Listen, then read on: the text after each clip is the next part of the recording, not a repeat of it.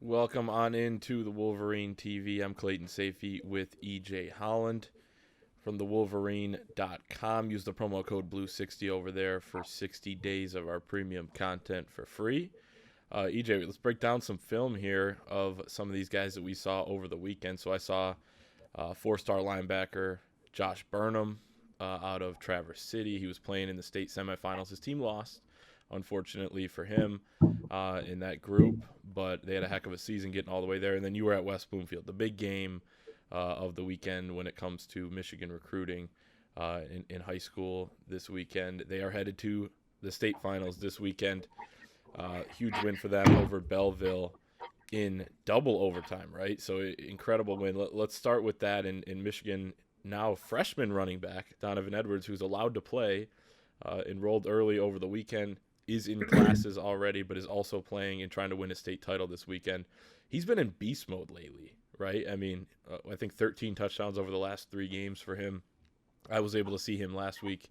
What'd you see out of him? How impressive was he once again this week? Because he's just he's kicking into another gear right now. I feel like it wasn't one of Donovan's best games because we've grown used to the last few weeks of him putting up like these gigantic numbers, but he still finished with 155 yards and 3 touchdowns. So, he's an extremely productive player. Um, I thought Belleville did a nice job of limiting him between the tackles, but still, every time he touched the ball, it was 4, 5, 6 yards, 4, 5, 6 yards, and then he would break the long run. He had a 50-yard touchdown run in the first quarter after the game was kind of a stalemate, and then he also had an 84-yard touchdown called back because of a holding penalty. Um, Again, in the second half, he was more wearing down the Belleville defense, and Belleville has a really good front seven headlined by Damon Payne and Jamari Budden. So running against them was tough, but again, he wore them down. He had a 20-yard touchdown in the fourth quarter, which gave West Bloomfield the lead, and then he had a great touchdown run in the first overtime where he completely ran over somebody. But as you see here, there a lot of these clips are kind of Donovan, trying to bounce outside, still gets 8 yards there. So a lot of it is him, picking up nice chunks of yards as opposed to breaking off those big runs. But I thought he did a nice job of wearing down a defense, and that's what you get with Donovan is the power. The power eventually just wears these guys down, and he eventually is able to break off a big run, as you see there. And then you'll see his touchdown run here where he's able to bounce it outside completely, grown man's that kid and gets into the end zone. So Donovan just has a a nice blend of power and excitement to it, a blend of power, and he's not the speediest guy, but he's fast enough to break those long runs. He's quicker than most people give him credit for. He's a great receiver out of the backfield and just a really fun player. When West Bloomfield needed a big play, it was Donovan that broke the 0-0 tie in the first half. It was Donovan that gave West Bloomfield a lead late in the fourth quarter. It was Donovan that, scored in that first overtime. But also, he was just always kind of rallying the troops, getting guys pumped up, first one high-fiving everyone on the sideline. So just a great kid and player, and, definitely one of my favorites in the class. Yeah, I mean, that dance was, I'm going to try. And that's what Donovan is. He's just having fun, and I think he's relishing the opportunity to get to play. There we go. Just let him dance. But yeah, he really does want to be out there with his teammates. Obviously, he could have just mailed it in and enrolled at Michigan, and instead he's playing for a state championship. He started classes on Tuesday and is going to be playing for a state championship on Saturday. So just pretty crazy. And then Dylan Tatum, I agree with you. It's insane. You see that picture. He was at Schembechler Hall with all the early enrollees. Next thing you know, he's probably at practice for West Bloomfield, and he loves it. Like, it's not like, oh, yeah, guys, I got to go back and play with my high school, whatever. No, he lives for that type of stuff. He's that type of competitor. We've talked about that ad nauseum, but I think it kind of is worth mentioning over and over because those are the types of guys that they want to bring in and change this thing around. And let's talk about Dylan Tatum, though. The 2022 athlete, 4-star. his teammate, kind of the next guy at West Bloomfield that Michigan is trying to reel in after getting Makari Page and Cornell Wheeler in the 2020 class, and then Donovan Edwards in 2021.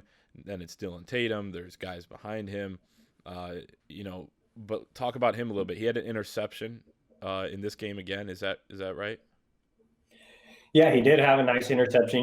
Belleville is known for airing out the football. Their quarterback is, I believe, the all-time state passing yards leader, and I feel like they were kind of afraid to air out the football against West Bloomfield. I mean, it's not like they picked up a lot of yards through the air, minus the fourth quarter where they kind of found a little wrinkle in West Bloomfield's defense, but that did not go to Dylan's side. On top of that, Dylan was dealing with a lot of cramps in the fourth quarter, severe cramps that kind of kept him out for most of the end of the game. I mean, he tried to fight through them, but he obviously wasn't 100%. But I think it just speaks volumes that Belleville was hesitant to take shots. And when they did, Dylan had a nice pick on the far side of the field from where I was standing. But he was playing when I saw him a few rounds ago, he was playing mostly corner.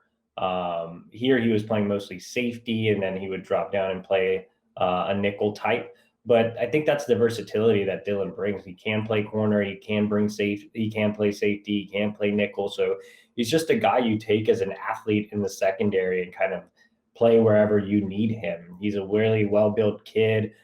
He has really good long speed. If you look at his track times, it's the longer distances where he really excels. And he's getting bigger, he's getting stronger, and I think he's looking more and more comfortable as a DB. He hasn't focused his full attention to playing in the secondary. So I think with Dylan, it's a lot of upside for a guy that was originally recruited as a running back. Definitely. Anything else from that game? Obviously, those guys going for a state title this weekend, but any of the other underclassmen that you wanted to hit on? Yeah, just really quickly, Amir Herring, a 2023 offensive lineman with a Michigan offer, I thought did a nice job, especially up against Damon Payne in the trenches. I think he's going to be one of the best in the state in his class. Michael Williams is a four-star 2022 athlete. He did not play due to injury. 2024 defensive end Brandon Davis Swain has a Michigan offer, but he's more of a rotational, high upside guy that we'll need to see how he kind of develops. On the flip side, the only Michigan offer on Belleville's team as far as underclassmen was Miles Rouser, Rivals 100 safety. I thought he looked good. I mean, just physically, he's added some weight. He's long.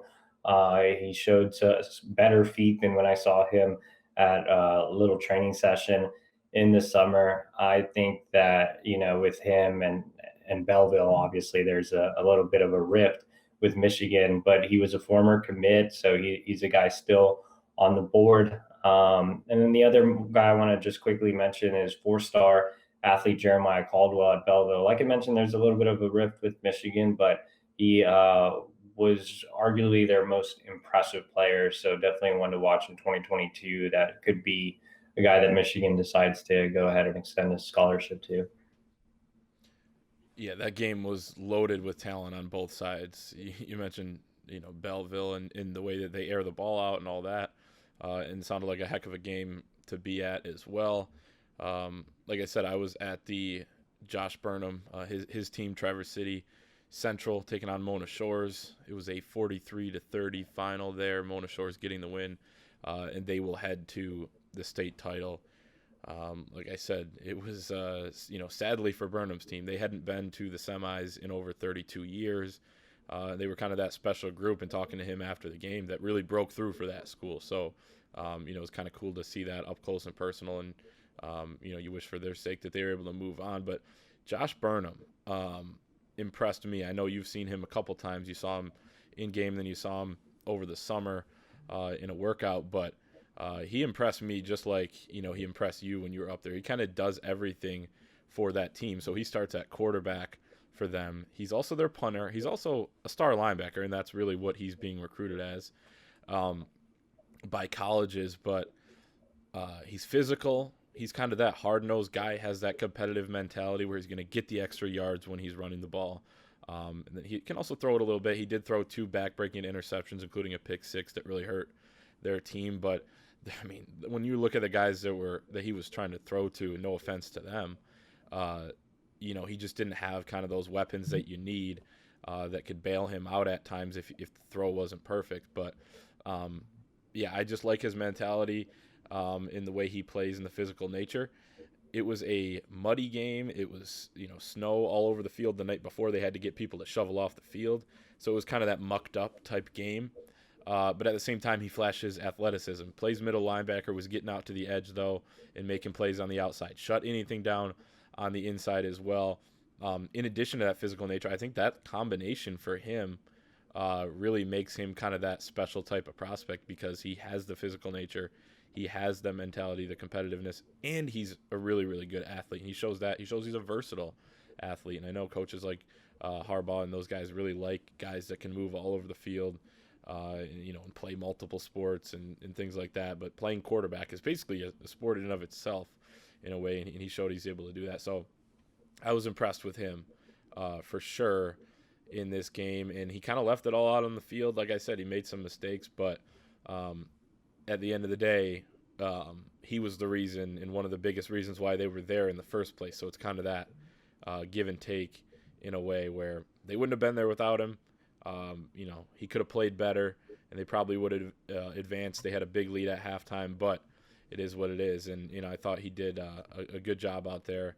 And it was fun to watch, and will continue to be a top target for Michigan going forward in this cycle because of just how good he is as a junior. Still has another year to go. But yeah, I was impressed. The last thing before we end this video is your prediction for what's going to happen this weekend with West Bloomfield. Is former Michigan wide receiver Ron Bellamy, now the head coach for the Lakers there in West Bloomfield, are they going to take home a state championship? I'm going to go on record and say they will. I think they're playing with house money now, getting past Belleville, which is probably going to be the toughest challenge for them. So I'll say that they take one home, and Donovan Edwards gets one before he's fully all in over at Michigan. I haven't seen Davidson play, but I know they're a really, really good high school team. When talking to Dylan Tatum earlier in the week, he was talking about how big their front was. So I think it's going to be a close game. Sometimes in high school football, you don't have to have the big name recruits to win if you're a well-disciplined team. That's what it seems like Davidson is. They've won state in the past. So, I like I said, I think it's going to be a close game, but when you have a guy like Donovan Edwards that can be a game changer, I think that in a close game makes all the difference. So, I've learned to probably never doubt Donovan Edwards. So I'll stick with West Bloomfield. Yeah, it's probably the safest thing to, if you were to throw some money on this, which I don't think they do at the high school level. I wouldn't bet against Donovan Edwards right now, especially the way he's playing, especially just who he is in that team. And Ron Bellamy, in the way that he coaches them. I saw his pregame speech on kind of went viral a little bit on Twitter, and man, can that guy motivate. I was ready to run through a brick wall. So, state championship this weekend should be a lot of fun for those guys, including freshman running back Donovan Edwards. But that's it for this episode of the Wolverine TV. You see it at the bottom. Use the promo code BLUE60 at thewolverine.com for 2 months of our premium content for free. We'll see you next time.